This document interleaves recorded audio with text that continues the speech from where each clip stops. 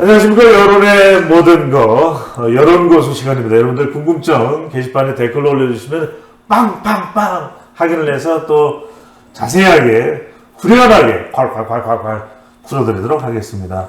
자, 후쿠시마 오염수 이슈,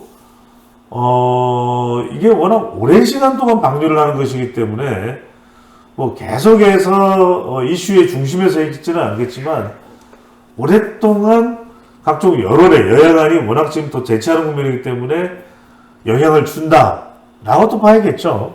그렇죠. 이제 뭐 논쟁은 계속 이어지겠죠. 예. 이제 뭐 심지어 이제 그 해류를 타고 언제 한반도 해역에 오느냐도 논쟁이잖아요. 4년 5년 뒤라 그러지 않습니까?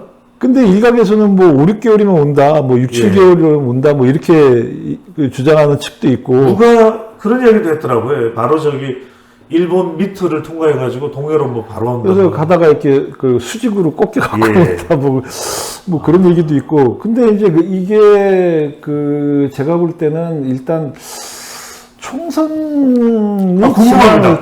총선에 일단 영향을 어떻게 줄까요?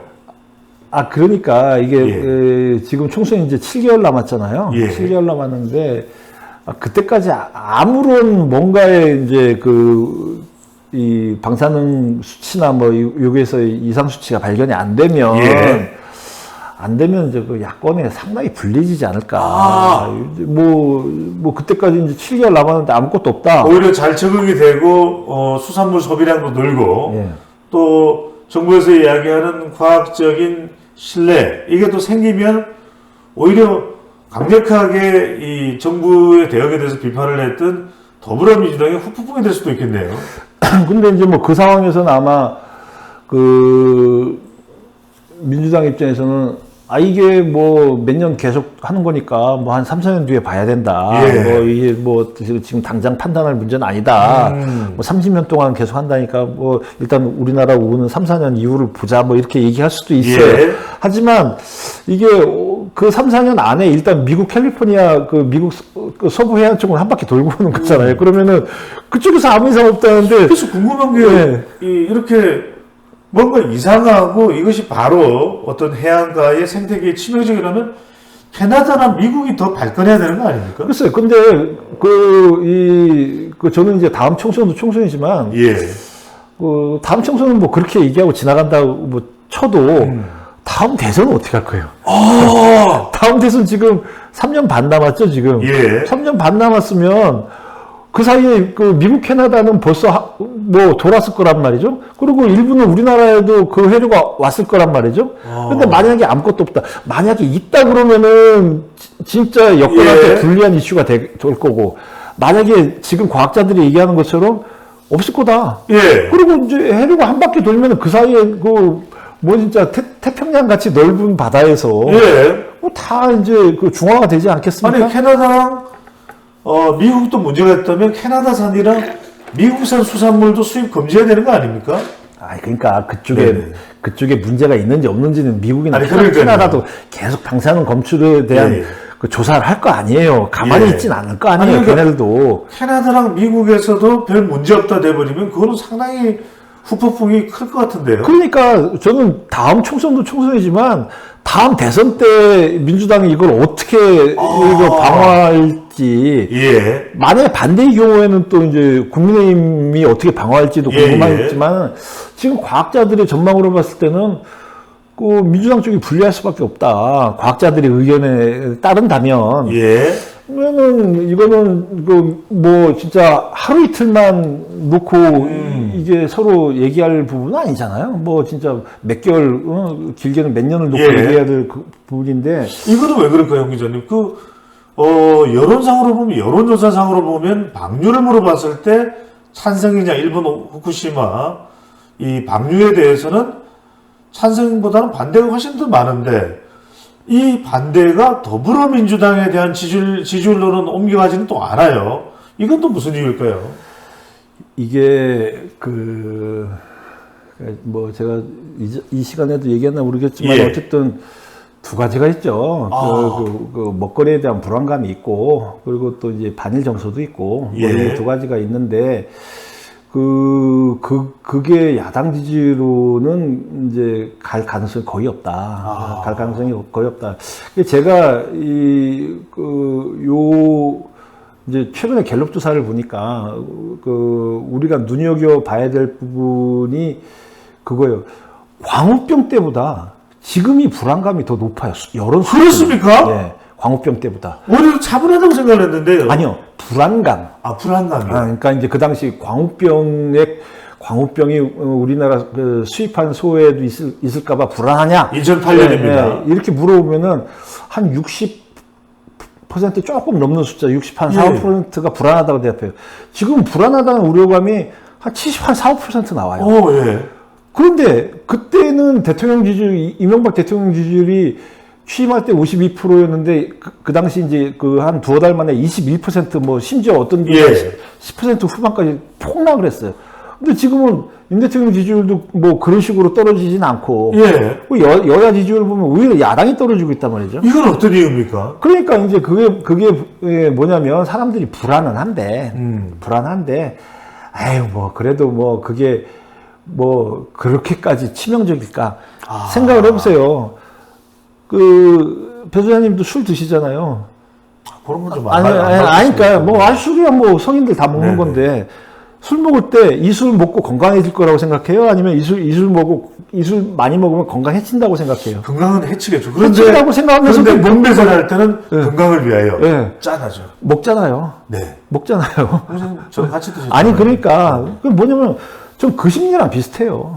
사실은 아니 오염수가 이제 바다에 돌아다니면 그게 건강에 좋겠냐 내지는 뭐 이 환경에 좋겠냐 안 좋겠다고 그건 뭐 뻔한 질문이네요. 하지만 뻔한 질문이네요. 그렇죠. 그러니까 우리가 한강물을 그대로 안 퍼마시는 거나 마찬가지죠. 근데 한강물에 각종 오염 폐수가 흘러가는 거 다 알잖아요. 근데 한강물에 오염 폐수 있다고 그래서 뭐 경기도 서울 일원에 무슨 전염병 돌고 뭐하고 그래서 다 죽는다라고 생각은 안 한단 말이죠. 그렇죠. 그 정도의 어떤 처리에 대한 과학적인 믿음은 있어요. 우리 국민들이. 그런데 2008년과 비교해보면 민도가 더 높아졌네요. 민도가 높아진 것도 있지만 뭐 두 가지 그게 있어요. 하나는 그 당시에는 광우병이라고 하는 세상에 잘 알려지지 않은 거기 때문에 그거에 대한 연구자가 국내에서도 그렇게 많지 않았다. 그런데 방사능에 대한 부분, 원전 오염에 대한 부분, 이 부분은 이미 2차 세계대전 때부터 오펜하이머 이후부터 이게 다 개발이 되고 그 부분에 대해서 안전성을 위한 연구도 뭐 거의 몇 년입니까? 뭐 한 70년 가까이 이게 다 이루어졌잖아요. 이루어졌기 때문에 이 과학자들이 굉장히 많다. 그리고 이 과학자들이 광우병 때보다는 활발하게 얘기를 하면서 이 과학대 괴담이라고 하는 프레임 속에서는 이 과학이 이길 수 있는 그런 이 기반이 형성이 돼 있다. 광우병 때랑은 그게 다르죠. 그러면 대통령 지지율에 미치는 영향도 뭐 제한적이라고 봐야 되겠네요. 앞으로 거의 그다지 크지 않다. 오염수 때문에 크진 않다.